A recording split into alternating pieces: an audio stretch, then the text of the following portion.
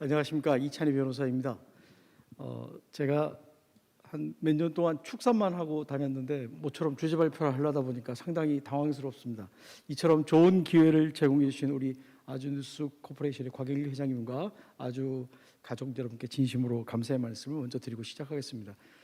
제가 주제 발표를 하기 전에 워낙 이 분야의 전문가이신 김인혜 교수님하고 같은 조에 편성돼 가지고 혹시라도 겹칠까봐 제가 사전에 원고를 좀 김인혜 교수님 원고를 좀 이렇게 보자라고 해서 어제 그저께 그 원고를 받아서 비교해 보니까 역시 전문가시어서 그런지 큰 틀에서 개혁, 이 정부의 모든 개혁 작업의 성과와 과제를 정리해 주셨고, 저는 주어진 주제대로 검찰 개혁의 방향성 이 부분에 대해서 미리 원고를 썼던 게 겹치지 않아서 저랑 김인혜 교수님 저 궁합이 잘 맞는다는 생각을 다시 한번 하게 되었습니다. 사실 저는 좀 억울한 게 있습니다. 뭔가 하면은 사실 저는 항상 중간에 서려고 정말 건국 이래 가장 법조계가 갈등을 겪고 있던 시절에 대한변호사협회장을 하면서 중간에서 외줄 타는 심정으로 중심을 잡으려고 했는데 자기가 제 오른쪽에 있으면 저를 진보라고 평가하고 자기가 제 왼쪽에 있으면 저를 보수라고, 그러니까 자기 서 있는 위치에서 상대방을 평가하는 시절에 살았습니다. 그래서 오늘은 정말 이제는 말할 수 있다라는 생각으로 제가 어떤 학문적인 것보다는 제 경험으로 느꼈던 바들을 여러분과 함께 공유하고자 합니다. 그래서 사실 이것도 뭐 제 개인적인 생각일 수 있겠지만 오늘은 어떤 이론적인 부분보다는 문제 제기를 하는 방향으로 여러분들과 함께 고민하는 시간을 갖도록 하겠습니다. 먼저 저는 오늘 이 그 네 가지, 국민은 왜 검찰 개혁을 열망하는가, 그다음 문재인 정부의 검찰 개혁은 성공하였는가, 검찰 개혁 어떤 방향으로 진행되어야 하는가, 그다음에 마지막으로 결론으로 방향은 정해져 있다, 어느 길로 가는지를 선택할 뿐이다 라는 내용을 가지고 여러분과 함께 한 20분 동안 고민하는 시간을 갖도록 하겠습니다. 국민은 왜 검찰 개혁을 열망하는가. 먼저 지금 참 혼란스러운 시대이죠. 이렇게 혼란스러울 때는 항상 원칙으로 돌아가서 생각을 해보는 게 좋습니다. 그래서 왜 검사 제도가 이렇게 문제가 되는지에 대해서 한번 간단하게만 보겠습니다. 원래 검사라는 것은 사전적 용의로 검찰권을 행사하는 국가기관입니다. 그래서 이 국가기관이 언제 어떻게 형성되었는지에 대해서 본다면, 원래 이제 그 프랑스의 14세기에 검사는 왕의 대관으로, 왕을 대신하는 관리로서의 역할을 하다가 프랑스 혁명을 겪으면서 1808년에 취재법이 생기면서 왕이 갖고 있던 소추권을 이제 공화국 체제로 바뀌니까 분리해서 소추기관으로서 출발하게 된 겁니다. 따라서 이 검사 제도라는 것은 어떤 그 왕의 대관에서 공화국의 대관으로 넘어가면서 종전에 가지고 있던 어떤 그 심판권과 소추권의 분리, 그거를 통해서 결국은 국민을 보호하는 그러한 기관으로 탄생한 것입니다. 그리고 이러한 사상은 프랑스 혁명의 기본이 됐던 계몽주의가 바탕이 되어 있는 걸로 우리가 말을 하고 있습니다. 먼저 이 검사 제도는 국민의 인권 보호 기관으로 탄생했습니다. 이 규문 절차, 아까 말씀드렸던 심판권과 소추권을 한쪽이 갖고 있는 이 규문 절차를 폐지하고 법원은 오로지 심판자의 역할로서, 공정한 심판자의 역할로서 할 수 있게 만드는데 검사 제도가 결정적인 수단으로 등장하게 된 것입니다. 그다음에 피의자가 최초의 형사 절차 첫 단계부터 보호받을 수 있는, 자신의 형사소송법적인 권리를 보호받을 수 있는 그러한 그 권리 보호 목적으로 탄생한 것입니다. 그리고 경찰에 대한 법치국가적 통제장치로 경찰국가, 야경국가 시대에서 국민의 인권을 보호하기 위한 그러한 기관으로 탄생한 것입니다. 성나기 교수님께서 먼저 말씀하셔서 제가 깜짝 놀랄 거로 제가 먼저 하려고 했는데, 우리 그 가보개혁으로 1895년에 재판소 구성법이 생기면서 검사 제도가 이 재판소 구성법 안에 내용으로서 등장하게 되었습니다. 이때 검사는 수사권과 수사지휘권, 기소권을 전부 다 가진 것이고, 이때 최초의 검사로서 이준 열사가 한성재판소의 검사부로서 역할을 시작하게 됐습니다. 그리고 1948년 정부 수립과 헌법 제정, 그리고 1949년 검찰적법 제정 과정을 거치면서 현대적 의미의 검사제도 정착으로 바뀌게 됐습니다. 이때도 조문을 보면은 사법경찰관리는 범죄 수사에 있어 소관검사의 직무상 발한 명령에 복종하여야 된다라는 식의 그 검사가 어떤 우월적인 수사에서 우월적 지위를 갖는 걸로 시작하고 있습니다. 근데 이제 문제는 이런 검사 제도가 왜 원래의 그 본질과 달리 변형되느냐라는 부분에서 아까 김인희 교수님이 제일 처음에 모두에 말씀하신 것처럼 이 검사 제도가 강력한 힘을 갖게 된 것은 사실은 군사 어떤 독재와 관련되어 있습니다. 최초로 이제 박정희 정부도 그렇지만 가장 최근에 들어서 그 박정희 정부도 검사가 등용됐지만 그 당시에는 검사가 지금처럼 막강한 힘을 발휘하지는 않았습니다. 그 당시에는 흔히 말하는 안기부, 기무사 이렇게 권력 기관 간의 수사 기관 간의 견제와 균형이 있었습니다. 일설에 의하면 검사장이 안기부 무슨 보좌관 정도한테 불려와서 혼나고 왔다 이런 말이 있을 정도로 사실 기관 간의 어떤 견제가 있었는데 1981년에 민주자유당을 창당하면서 이때 이제 이 전두환 노태우 이 군사 정부가 들어서면서 어떤 일을 했느냐, 엘리트들을 포섭해야 되는데 이 법조계 엘리트는 사법부가 가장 우리가 엘리트로 평가한다면 이미 유신 헌법을 거치면서 많은 부분에 있어서 반정부적인 성향을 가진 판사들이 등장했습니다. 시국 사건에서 영장을 발부하지 않는다든지 이런 판사들이 등장했는데 그 당시에 정부의 군인들하고 군법무관 시절 때부터 결탁돼 있고 폭탄주를 돌리던 그런 사람들이 제11대 선거를 총선을 통해서 정치에 본격적으로 대거 진입하게 된 거죠. 그러니까 고 이한동 총리님 같은 분들을 위시해서 그 군법무관 출신들이 대거 엘리트로 그 사람들이 검사를 하면서 엘리트로 권력 순화적인 권력 친화적인 사람들이 등장하게 되었습니다. 그러다 보니까 이 지금 보수 정당 지금의 국민의힘의 전신이라고 할 수 있는 이 보수 정당은 항상 그 제일 처음에 우리가 민주자유당 이런 걸 갖다가 육법당, 육사와 법조인, 그중에 검사당 이렇게 표현하듯이 항상 검찰이 기본 베이스로 돼 있는 당입니다. 지금 국민의힘 당대표나 그 전신의 당대표들을 보면 검찰 출신이 많아요. 더불어민주당 당대표를 보면 검찰 출신이 거의 없습니다. 제가 알기로는 없습니다.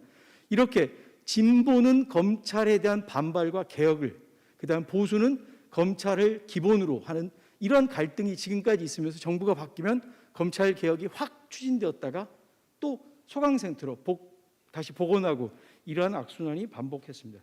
특히 검찰권이 커진 거는 이 1990년 10월 13일 노태우 정부의 범죄와의 전쟁 선언을 하면서 그 검찰이 이제 실적, 옛날에 경찰이나 하던 일들을 검찰이 합니다. 이게 왜 이렇게 됐는가 하면 제가 들은 바로 의하면 실적 보고를 매일 청와대에 해야 되는 거예요. 그러니까 각 지청이나 이런 데서 검찰청에서 그 실적을 채우기 위해서 정말 안 되는 사람들까지 다 잡아가면서 실적을 올리는 그런 구조가 되면서 경찰이 하던 일을 검찰이 들어가서 일반 민생 사건까지 전부 다, 그러니까 고급 인권기관으로서의 검찰의 역할이 일선 형사기관인 경찰의 역할과 혼동되어 버리는 이렇게 된 것이죠. 그리고 이제 문민정부가 들어서면서 기무사와 안기부의 역할이 약화되면서 검찰권은 이제 무소불위의 권한으로 바뀌게 된 거죠. 그러나 여기 사진에 있는 로드 액튼경의 말처럼 절대 권력은 절대 부패할 수밖에 없습니다. 검찰이 그렇게 막강한 권력을 가지고 있으니까 집권자 입장에서는 혹은 집권을 하고자 하는 입장에서는 저 검찰권을 견제하고 분산해야 된다라는 생각을 가지고 있습니다. 그게 항상 정권 초기에 검찰 개혁으로 등장하는 거죠. 그러나 검찰 개혁으로 등장했던 정부도 막상 검찰권이라는 그 수사와 정보, 검찰권이 가장 무서운 것은 수사도 있지만 정보입니다. 정보의 집중, 그 정보권을 가지고 이용할 수 있고 전력 위주로 이용할 수 있으니까 이제 그 검찰을 계속 이용하게 되다 보니까 결국은 이 개혁을 통한 검찰권 분산이라는 목표와 검찰권 이용을 통한 권력 강화라는 현실의 부조화 때문에 검찰 개혁이 성공하지 못하고 매번 조금씩 나아지는, 그러니까 생각했던 것보다 그 진보의 속도가 약하게 되는 그러한 문제가 생기게 된 겁니다. 자, 이러한 검찰권에 대해서 그러면 국민들은 어떻게 실망하고 공포를 느끼느냐? 잘못된 검찰권 행사의 가장 중요한 것은 권력의 눈치 보기와 줄서기입니다. 검찰과 정치 권력이 결탁되어서 대통령 선거 때마다 지금도 똑같습니다. 지금도 대통령 선거의 가장 중요한 수사를 어디서 하느냐? 검찰에서 하고 있습니다. 선거 때마다 주요 이슈가 검찰 수사에 의존합니다. 이런 말도 제가 들었습니다. 대한민국의 대통령은 검찰이 결정한다. 대통령이 되면 5년 기한의 막강한 인사권을 한시적으로 가지고 한시적으로 검찰을 지배하는 것 같지만 퇴임하면 우리 손님, 피의자로 온다는 거예요. 역대 대통령들이 다 검찰청의 피의자가 되고 아직도 두 분의 대통령은 감옥에 있는 현실이 대한민국의 현실입니다. 그러니까 검찰권은 우리는 단순한 수사권을 행사하는 기관이 아니라 국가 권력을 창출하고 국가 권력을 사후적으로 통제할 수 있는 그러한 권한이라는 오만에서 시작되는 거라고 생각합니다. 즉 검찰은 사람에 충성하지 않는다. 그러나 권력에는 충성한다. 원래 뒤에 물음표는 그냥 제가 붙인 겁니다. 이렇게 의문을 제기해 볼 때 여기에 대해서 그렇게 반발할 수 있을까라는 생각을 저는 가지고 있습니다. 이 권력은 정치 권력도 있겠지만 사회, 언론이라든지 다양한 사회 권력에도 검찰권이 복종하는 그런 문제가 있다고 생각합니다. 저는 변호사를 하면서 항상 느끼는 게 정말 저렇게 수사하면은 뭐라도 잡아내겠다라는 생각을 많이 했습니다. 특히 특수수사를 같이 이제 변호인으로 참여해 보면 본래 그 목표했던 사건이 아닌 다른 걸로라도 반드시 기소를 합니다. 그리고 구속 기소를 못하면 실패한 수사라고 생각하는 그런 문제가 있습니다. 그러니까 안 되니까 사돈의 팔촌까지 다 털어서 수사를 합니다. 이 특수수사가 중심이 되는 수사 방식이 지금의 검찰권의 어떤 남용 그리고 국민들의 반발을 사게 되는 가장 큰 이유라고 생각합니다. 전국에 특수부 검사가 많을 것 같지만 사실 많지 않습니다. 전국 대부분의 검사들은 형사사건이나 조사사건을 하면서 정말 국민을 위한 검사로서의 역할을 하려고 합니다. 그러나 정말 소수의 그 특수부 출신 검사들 서로 돌고 돌아요. 그러니까 특수부가 뭐 무슨 파가 있을 것 같지만 그렇지 않습니다. 사건 하나 생길 때마다 전국의 특수사건 했던 검사들 다 불러다가 한 팀 만들어서 하니까 그렇게 몇 달, 몇 년 지내다 보면 다 형동생이에요. 한 번 특수부 검사는 죽을 때까지 특수부 검사이고 그래서 누가 검찰총장이 되면 전부 대거 요직에 가는 그러한 악순환을 계속 하는 거죠. 그리고 지나치게 가혹한 과잉 수사입니다. 저는 변호사를 하면서 하여간 검찰청에 갔다 온 사람 중에 검찰 칭찬하는 사람은 거의 못 봤습니다. 칭찬하는 분이 아주 예외적으로 있어요. 아, 그 검사 정말 괜찮다. 본인을 좀 봐준 사람. 그리고 나중에 그 사건이 끝나면 그 검사를 불러다가 술 파티하고 뭐 골프채를 선물하고 이런 식의 관계를 맺는 그분만 검사를 좋게 생각하지만 뒤로는 다 욕을 합니다. 야, 이게 참.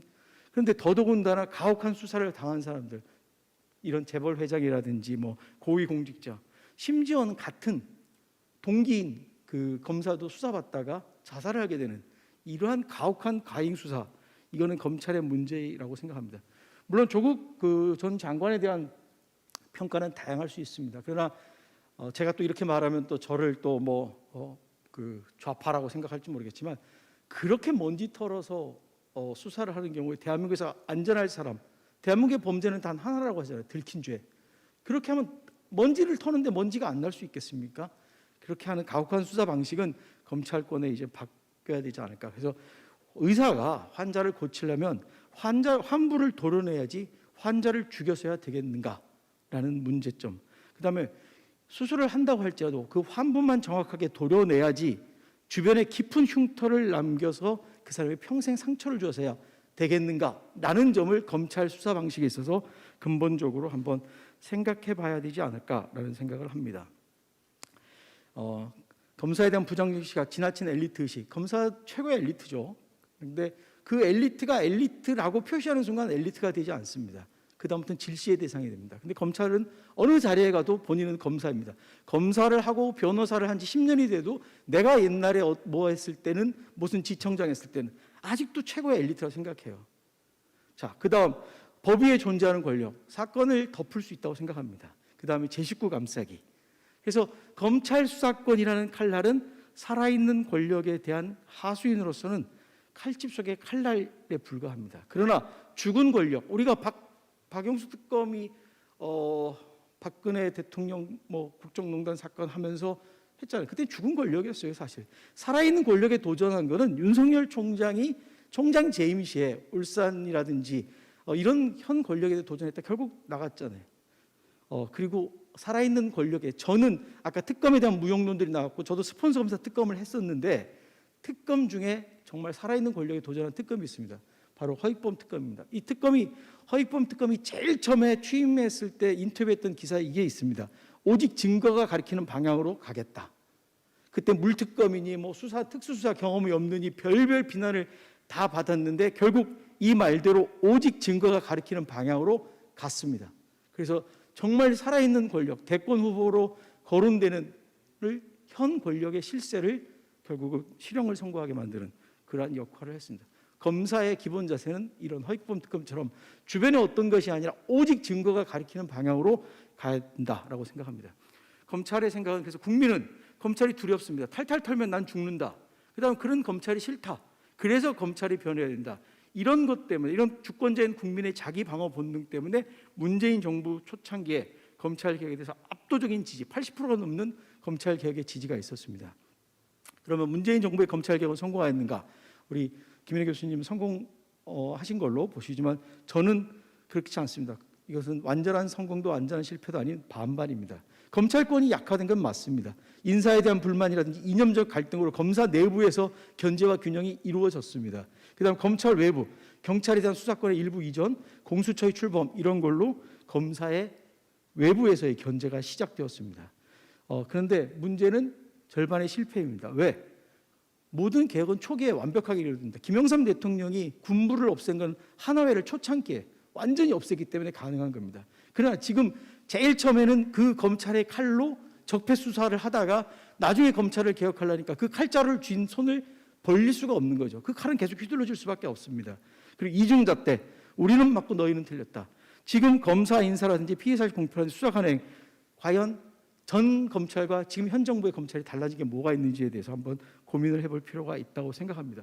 그다음에 문재인 정부 들어 살아있는 권력에 칼을 대는 게 정말 용합되는가? 그렇다면 지금 야당의 유력한 대선 후보는 없었겠죠. 검찰 인사가 공정하고 적정하게 이루어졌는가? 그렇다면 현직 검사들의 불만은 없었겠죠. 자, 검찰 개혁 어떤 방향으로 진행되어야 하는가? 먼저 경찰과의 관계에 대해서는 이미 말씀을 많이 들었기 때문에 아주 간략하게 말씀드리면 경찰로 수사권이 넘어가서 경찰에 의한 수사가 제대로 이루어지는 것이 바람직하다고 생각합니다. 그래서 초기에 검사가 사건을 덮을 수 있는, 이미 수사 중인 사건도 가져와서 덮어버리는 그런 폐단을 없앴기 때문에 검찰과의 관계, 그래서 어느 정도 수사권 이양에 따른 검찰권의 독립, 대신 비대해진 검찰권에 대한 견제 장치는 필요하다라고 생각합니다. 두 번째, 공수처의 관계인데 저는 공수처 반대했습니다. 저를 뭐 공수처 실세니 하면서 마치 대단한 저기로 보는데 저는 공수처 반대했습니다. 왜냐? 아까 그 성낙인 교수님 말씀하셨듯이 자꾸 국가기관을 만드는 것은 의미가 없어요. 국가기관은 있는 기관을 제대로 만들어야지 자꾸 새로운 기관 만들면 5년 한시에 정부가 무슨 새로운 기관을 만들어서 몇백 명짜리 국가를 운영할 생각을 하는지 반대했는데 공수처가 출범을 한 다음에 제가 이번 손준성 검사 사건을 보면서 하나 느꼈습니다. 검찰은 엄청나게 비난했죠. 아니 체포영장이 기각됐는데 구속영장을 다음날 청구하는 저런 수사의 부족함이 어디 있느냐. 저는 다르게 봤습니다. 옛날 같으면 그렇게 하질 않죠. 검찰에서 안 부르니까. 그 손준성 검사가 구속영장 청구하니까 실질심사 법정에서 뭐라고 했습니까? 나 가겠다라고 실제로 조사를 받았어요. 검찰이 지금까지 필요하면 수사하고 안 하던 그 관행에 대한 견제구를 공수처라는 기관이 지금 진행하고 있는 겁니다. 단 문제는 뭐냐? 공수처는 아직 초등학생 이 초등학생한테 대학생이 요구하는 그런 뭐 철인 경기에 참여하라라는 걸 하는 겁니다. 공수처가 제대로 기능하려면 공수처에 나중에 뒤에서 하는 걸로 제가 알고 있지만 기능과 인원 정원, 그다음에 어떤 예산 이런 거를 충분히 확보해 줘야 됩니다. 그런데 문제는 뭐냐? 그러면 아까 그 말씀하셨듯이 이석현 처장님 말씀하셨듯이 너무 비대한 국가 권력이 생겨요. 최고의 검찰권 중에 최고의 핵만 가지는 국가기관이 생기니까 공수처에 대한 견제 기관이 필요하다. 정치 권력은 이미 뭐 제가 아까 말씀드렸듯이 국회 다수가 검찰 출신이어서 항상 제 식구 감싸기를 한다.